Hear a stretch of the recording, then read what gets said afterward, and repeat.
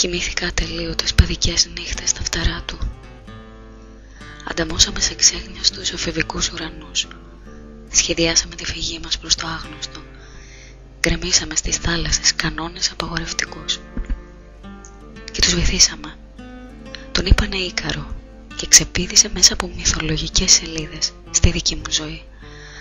Βάφτισε με το όνομά του ένα πέλαγος και ένα νησί, για να μπορέσουν οι άνθρωποι να δοξάζουν την ελευθερία πάνω στο χώμα και πλάι στη θάλασσα.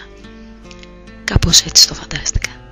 Η ιστορία λέει πως βρέθηκε στο πλευρό του εφευρέτη Δέδαλου, απορριγμένος στις κρύπτες του μινωικού λαβύρινθου, τιμωρημένοι και οι δύο από τον Κρήτα βασιλιά.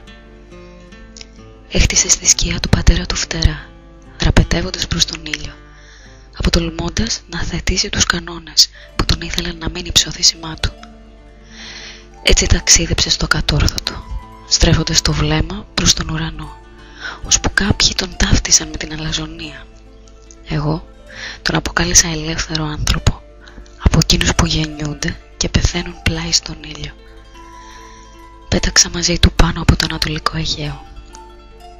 Έδεσα φτερά στις πλάτες μου και ψώθηκα ως τις πιο ψηλές ακρόριες των ουρανών που στήθηκαν μπροστά μου. Γυρίσαμε και οι δύο την πλάτη στους κανόνες, αναμετρηθήκαμε με το άγνωστο και ύστερα κάποιες φορές γκρεμιστήκαμε σε πελάγι. Με μάθε πώς να πετάω ψηλά, πώς να χτίζω από την αρχή τα φτερά μου, με πείσμα και θάρρος κόντρα στους ανέμους και σε καιρούς ενάντιους.